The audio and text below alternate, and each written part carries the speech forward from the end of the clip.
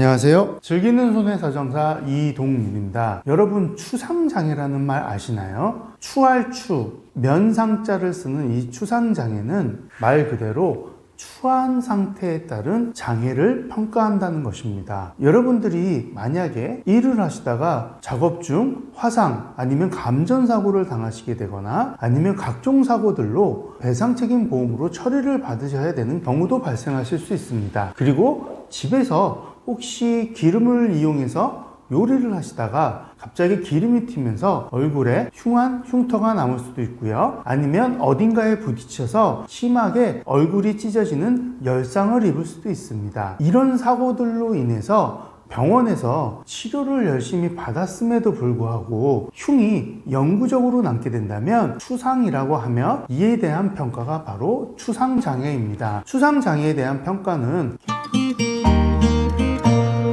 개인보험과 배상책임이나 근제보험, 교통사고에서 평가하는 부분이 좀 다르다는 거에 대해서 미리 안내를 드리겠습니다. 일단 본인의 부주의 아니면 다른 사고로 인해서 내가 얼굴에 아니면 목, 머리 등의 흉터가 심하게 남게 되었다면 개인보험의 상해후유장애나 재해후유장애 담보로 보상을 받으실 수 있습니다. 일단 개인보험에서 추상장애에 대한 평가는 뚜렷한 추상장애 혹은 약간의 추상장애로 평가가 가능하고요. 뚜렷한 추상장애의 경우에는 후유장애 지급률 15%에 해당을 하며 약간의 추상장애는 5%에 해당하는 후유장애 지급률에 해당합니다. 이 추상에 대한 보험 약관상의 평가 기준을 보시게 된다면 얼굴에 10cm 이상의 추상 반응이 잔존하시거나 손바닥 면적 2분의 1에 해당하는 추한 상태가 되신다고 한다면 뚜렷한 추상장애에 해당이 되십니다. 그러나 이에 못 미치는 5cm에서 10cm 사이에 해당하는 추상 반응이나 손바닥의 4분의 1 정도에 해당하는 추상 반응인 경우에는 약간의 추상장애 5%에 해당을 하시게 됩니다. 물론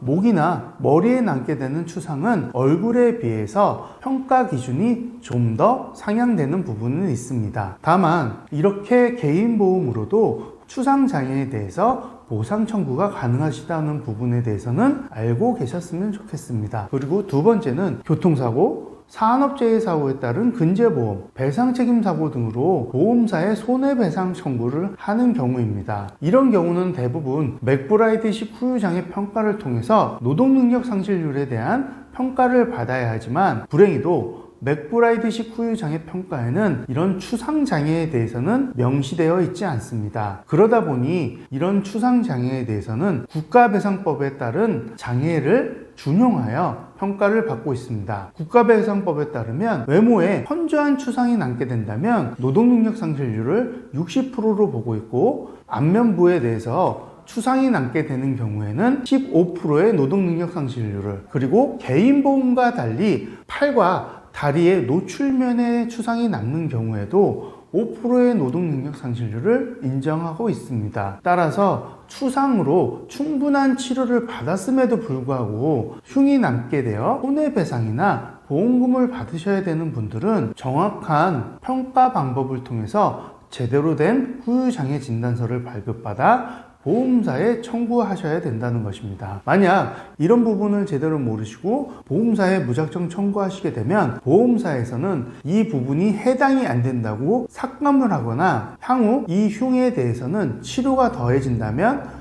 추상이 남지 않게 된다는 말도 안 되는 의견을 내놓을 수도 있습니다. 따라서 본인의 정당한 권리는 본인이 찾으셔야 됩니다. 오늘도 이 영상이 여러분들께 좋은 영상이 되었길 바라며 다음에도 더 좋은 정보로 찾아뵙겠습니다. 감사합니다.